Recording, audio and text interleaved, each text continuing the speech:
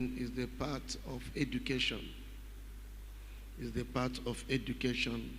I'll be taking it in two parts today and tomorrow.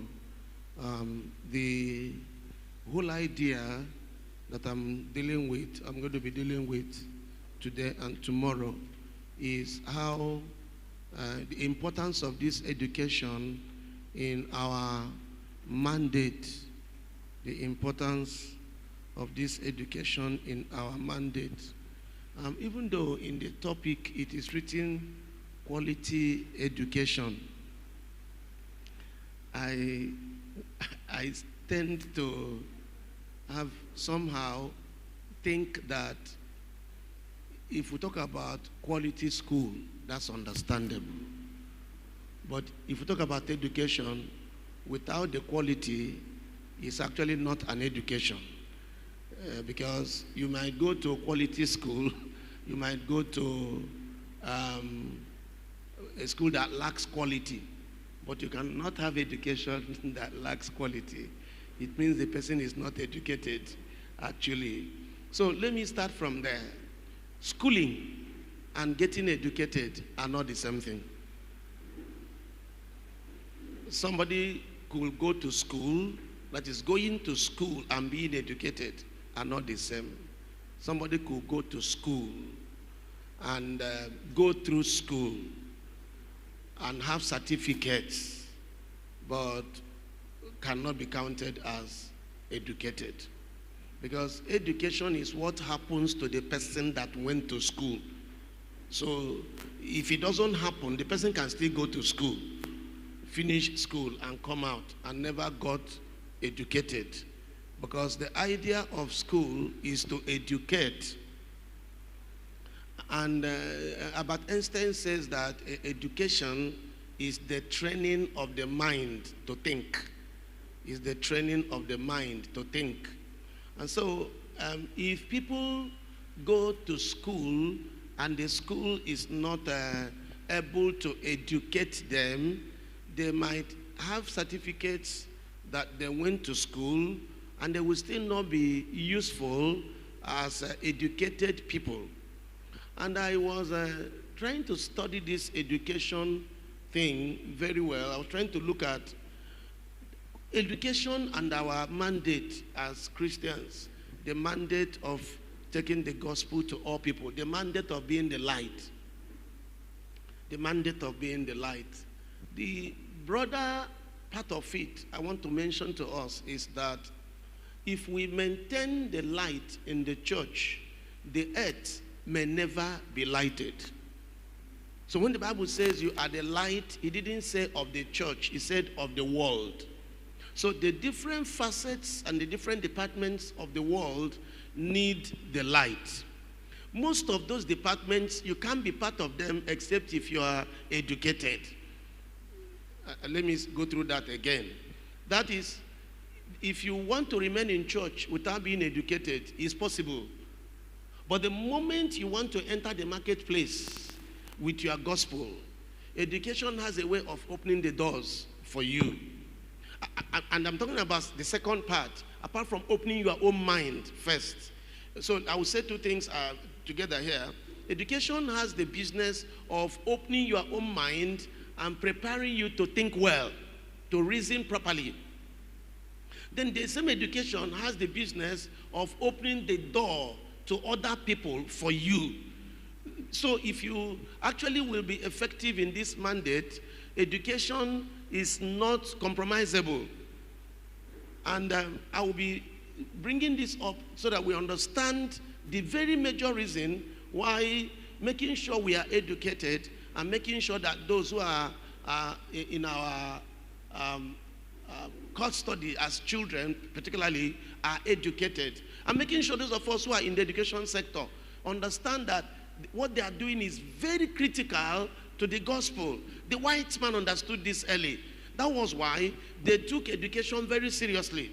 They took education very, very seriously. The people that brought the gospel to us, as they were coming, they were bringing schools with them. They were bringing schools because the mind of man, like Christ, maybe I will talk about Christ very quickly. If we had read the book of Luke chapter 2, verse 52, the Bible says, Jesus grew, please I want to mention them to you, in wisdom, in stature, in favor with man, and in favor with God. 4. Jesus grew 4 things: in wisdom, in stature, in favor with God, and in favor with man. Luke chapter 2, verse 52.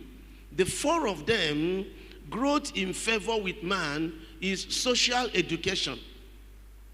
Growth in favor with God is spiritual education. Growth in stature is physical education. And growth in wisdom is academic education. So you will realize that these 4 areas are still education. I know that stature has something to do with our bodies, but it is still education that make our bodies maybe get to the optimum use. So we see education. And that is why it is important if we must move forward. The other day, I was in a meeting talking about education again. I mentioned to the people that it is either education is not the basis of civilization. If education is the basis of civilization, it seems that we still have a long way to go to get civilized in this country. The reason is because clearly before everybody, our education system has problems that are very humongous, very difficult to solve, very big problems. Well, if we determine to solve them, we can solve them. But because there is no willpower to solve those problems, we see that education has suffered a lot from primary school to secondary school into the universities. And so we see the people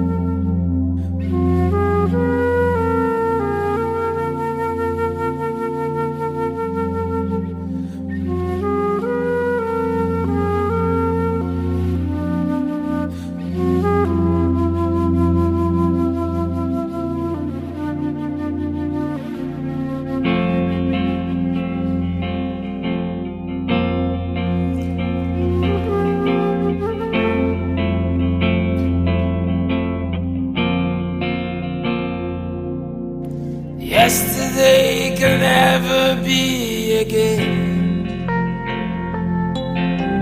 But the blind can always see again. It's because of love and of your mercy.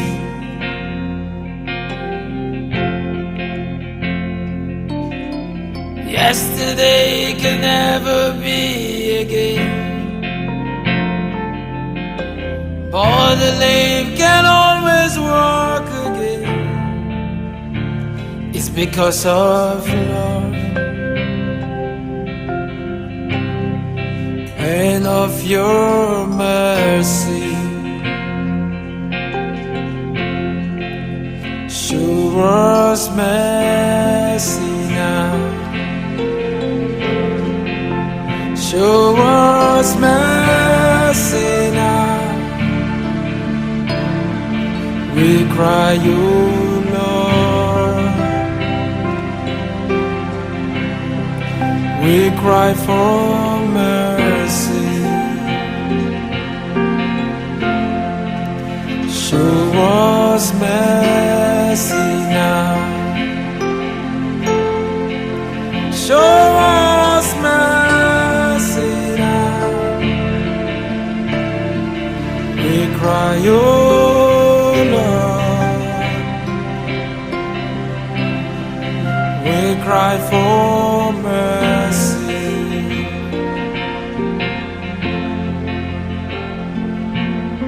And not because of riches that you are alive today, and not because of beauty that you are alive today. It's because of love and of your mercy.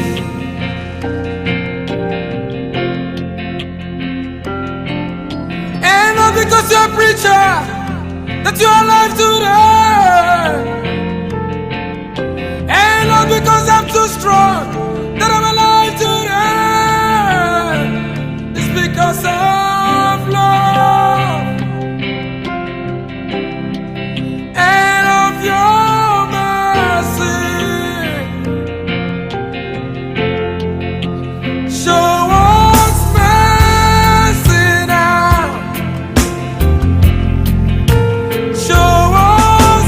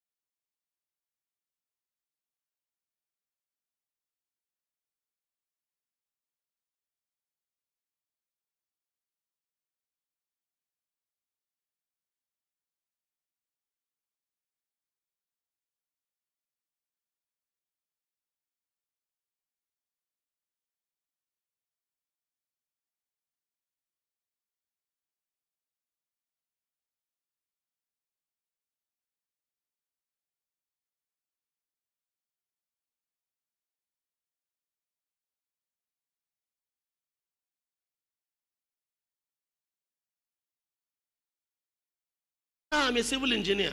And the engineers created the structures, the bridges, the roads, the high-rise buildings, and on and on and on. Without education, and that was how God organized it. That was why Daniel said, and knowledge shall increase. And it's because knowledge has been increasing that the space called earth can accommodate men. God himself created his world and gave opportunity for us to develop it through education. That's the way it is. The Lord knew that aircrafts will fly. So the space between the cloud and the earth was actually given so that there could be possibility of that. So God created his earth.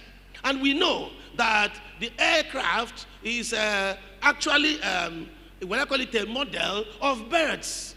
God created his world and allowed man to use his intelligence, which God gave to him also, to develop many more things. Even when we talk about medicine, I hope we know that virtually most of what we call drugs in medical practice are gotten from natural herbs, trees, and all of that. But God gave the intelligence by education. If you remove education, you draw the world back centuries behind. And nations that don't develop in education don't develop much in other areas. Reason is because there is no other way you can really develop well apart from education. Education is such an unavoidable instrument in development and in human living. And anyway, the way development has come to the world, you cannot help but be educated.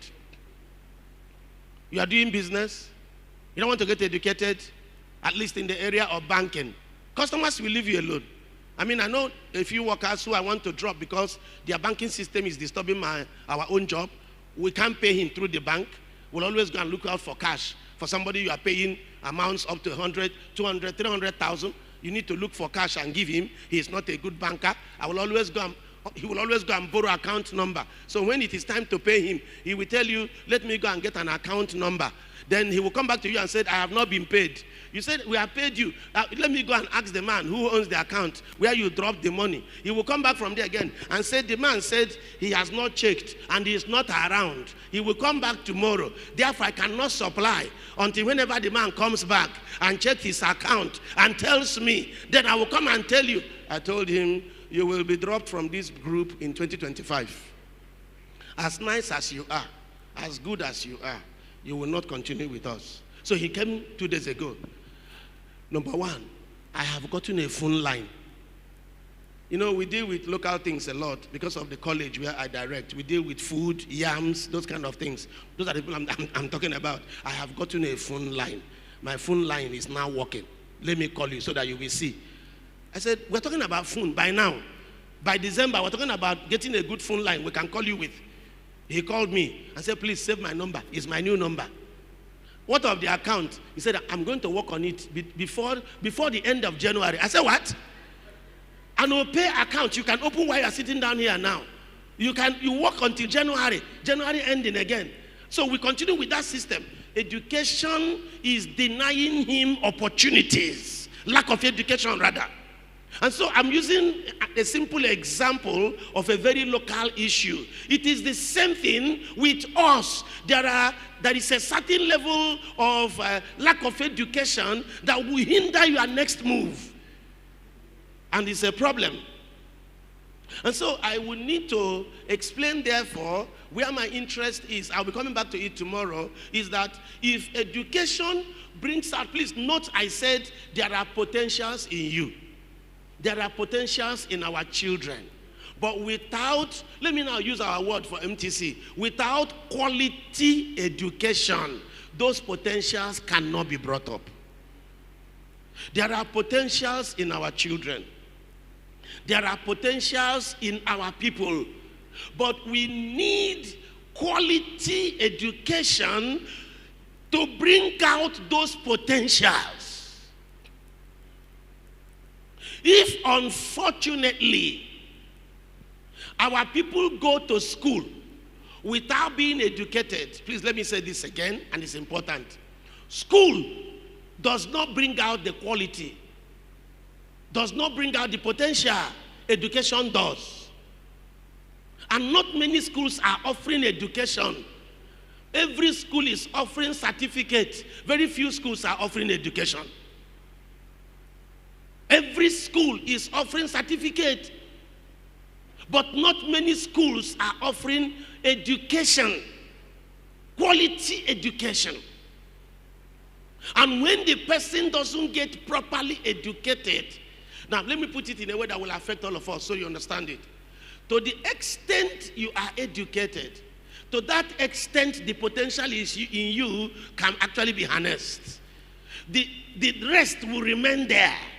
The more also that you are harnessed. Education mines the man. Rigs mine the oil. Education mines the man. These things we must get to know. We must get to understand. I will say, because I wanted to deal with children education. I'll be dealing with that tomorrow. But let me see whether I can get us to have the basis. The way rigs, RIGS, are used to mine oil, education is used to mine the man. A land that has a lot of oil or gold under it could actually be a farmland. Hey, God help me now. A land that has gold inside it could be farm. Until it is mined, you now bring out something more than farm. Some of us are ordinary farm because of lack of education. We could have been something else. We could have been bigger, deeper, more useful. But unfortunately, we are not mined. Why are we not mined? Education. We have not allowed proper education to penetrate to the depth of our persons. Education has not trained us to think. Education has not trained us to ask questions. Critical thinking is what education brings out from any man. I'm not going to be dealing with the problem of AI. Some other people will deal with that. But I want us to realize, please, this is not good. I want us to know that the mining of the inside of a man is a project that is done through education. And the more we push, the more we mine the man. The more we push education, the more we mine the man until we produce the best that man can be. Some of the men that we actually are very proud of, we mention their names, we talk about them, you know, who have all the theories that we are standing with on earth. We have them in science, we have them in arts, we have them in social science, we have them in the business world. A number of them, or all of them, the only reason why they were able to do much in these areas is that they were educated. Maybe some of them were already thinking, reasoning, imagining, but they could not go far until they were properly educated. They could have maybe been understanding me now. As intelligent as our proverbs were, we still ended as ordinary proverbs. What did they tell us about our proverbs? Ilu, bommano, ndibo, jerioku. We are finished. That's all we have. Mano jerioku. But the white man would have pushed this beyond where we were and found out that underneath this farm is gold because of education. Education tells you there is more. Education tells you, try again, there is more. One of the things about educated people is that education makes you resilient and education makes you ask questions. Education makes you ask questions. It is lack of education that makes you copy and paste. Copy and paste is the poverty of the training of the mind. But when you are educated, your mind becomes more inquisitive. Your mind becomes more inquisitive.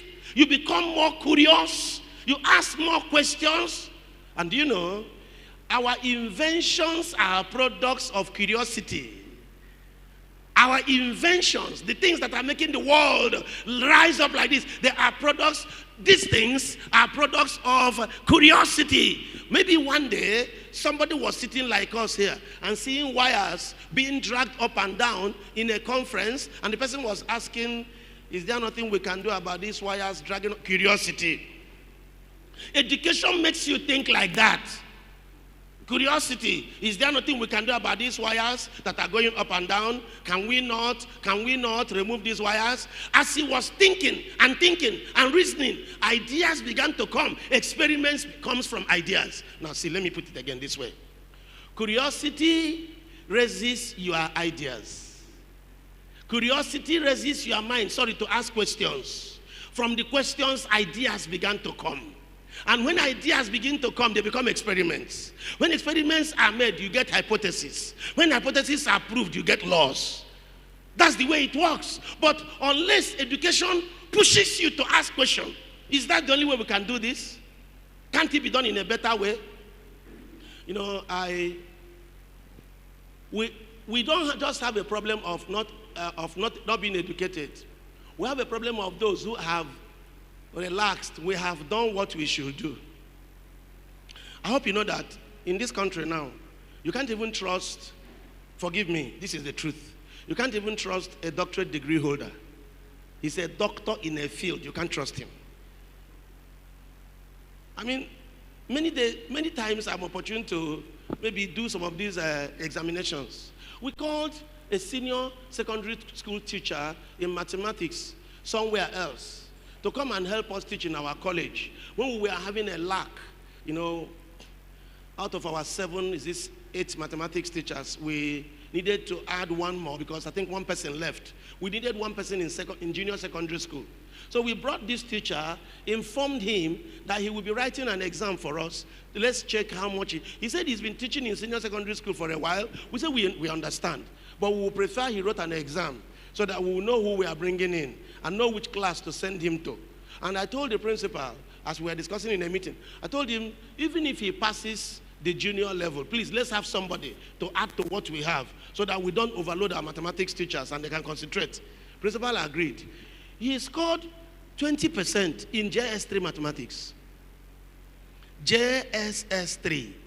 And he's been teaching senior secondary mathematics for years in another school. And I was a bit surprised.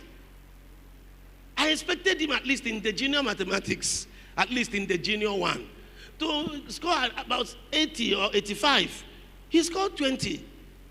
But because we were desperate, I told principal to tell him to go home and prepare again.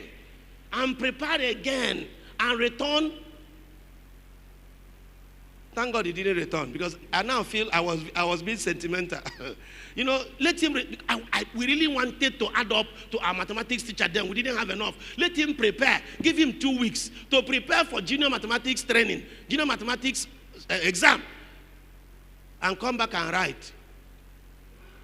He didn't come. I asked principal, I said he has called him, and he's not responding. He's no longer interested. I thought he had gotten engaged somewhere. So I saw him on the road. And I stopped and said, friend, last time you didn't come again for the second exam.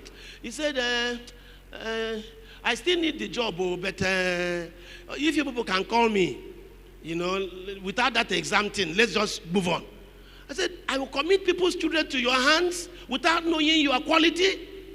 He said, well, the schools he has been teaching, they are not complaining. That is the problem. They are not complaining because they don't see what to complain about. How will they complain? You went to buy something of 100 naira. Your mother gave you 500 naira. You don't know mathematics that is supposed to have a balance of 400 naira. You bought the 100 naira. They gave you 50 naira change. Won't you go home? Why won't you go home? You will only complain if you knew what your change was supposed to be like. You didn't know what in fact, for you have started going before the woman called you. Boy, come and take your change, oh. You came back. He gave you 50 naira out of 500. You bought something 100 naira. You have even started going because for you, if there was change. So when you are going home, now what will you be shouting? Now the woman is very kind, though. He called me back and gave me some money. Because how will you won't complain. The people that complain are those who know when they are shortchanged. When you know the value of what you are losing, then you will complain. When you know that we are not getting what we paid for, then you will complain. Unfortunately. Now, so why this is critical is because the key thing I see the Lord saying to us today and this morning, until I come tomorrow to talk about education of our children, is for us that remember that education brings out the person in you. Education brings out what God planted in you. Education helps your talent to come out. Go to the communities and see talented artists. Compare them with educated artists. They are not mates by any measure. They cannot be mates. This one is talented artist. The other one is educated artist. Talent is good. But talent is wonderful if the man gets educated in his talent. Gifts are good. But gifts can only be used to their optimum if education brings them out. Education brings out the character in you.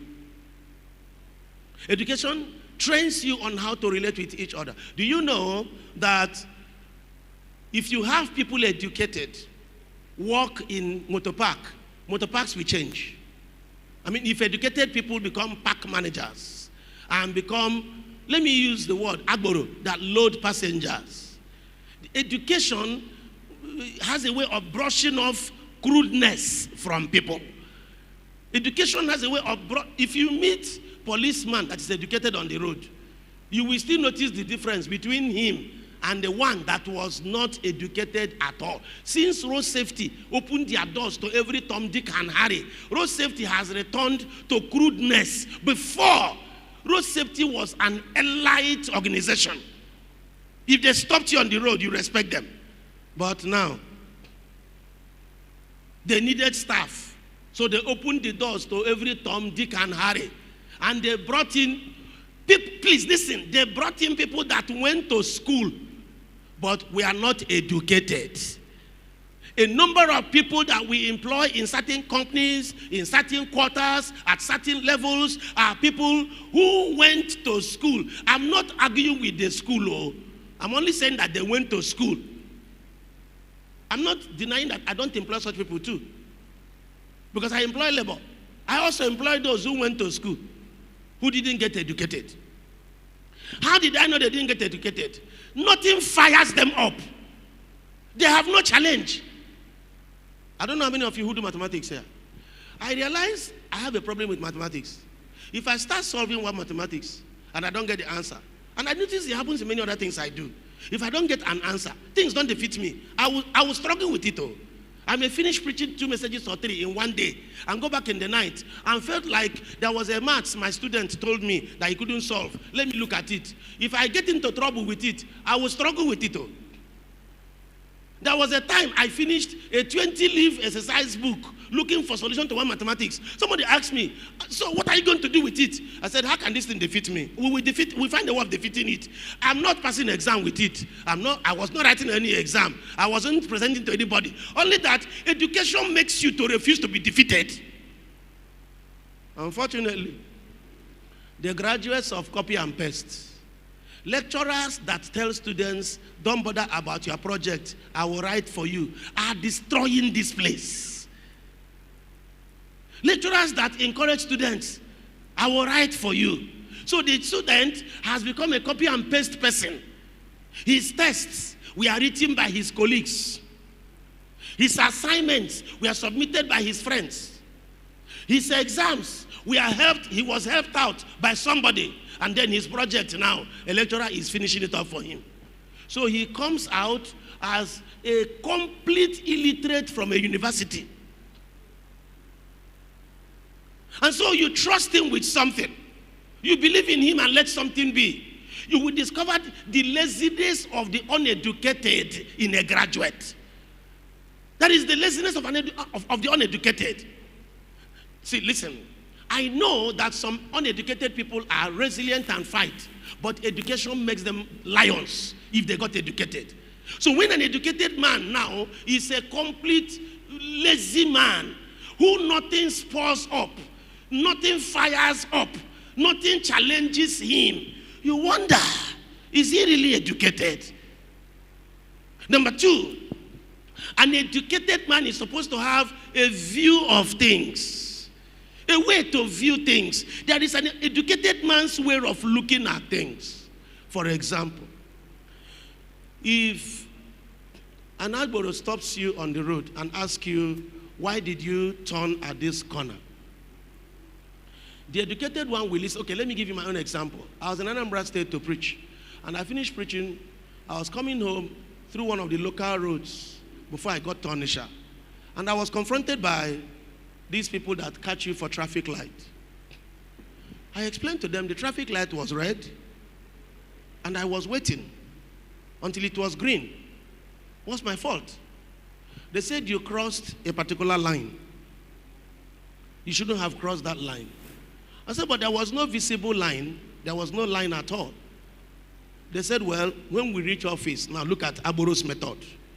When we reach office, in fact, if you turn, as we're taking you to office, we'll show you the line. Okay? I went and turned and came to where I had stopped on the other lane. Where is the line? They said you wouldn't be able to see the line actually. It's a little bump, not just a line. I said, but the place was not bumpy. I just moved along. They said, well, I think you will explain this thing to Oga. He is the person that can speak English like you. Please keep going to the office. They took me round and round and round and round until they brought me to one place they called office. I saw a man neatly dressed, so I felt he's educated. He should reason. I walked up to him and I said, excuse me, sir. He said, shh. I noticed that this one is another Agboro immediately. I just said, excuse me, sir. Shh. Okay, quiet. He said, what you want to say, you have not said though, but you want to tell me that my workers are lying. I said, I have not said anything yet. He said, but whatever you are saying now is that they are lying. Okay, say it. How will you say? What will you say? I didn't know what next to say. I simply said, so charge me. He said, no, let it not look, I didn't listen to you. Say. I said, no, charge me, let's keep going. He said, say it. I said, okay, I didn't see the line. He said exactly what I said, they are lying. I said, I didn't beat the light. He said exactly what I'm saying. You want to tell me that my workers are lying, and what you are doing is annoying me that my workers are lying. I said, okay, sorry, charge me, let me go. Without any consideration of my own input, from my own side, he charged me, was it 22,000? I said, what did I really do to pay 22,000? He said, and I don't like anybody asking me questions in here.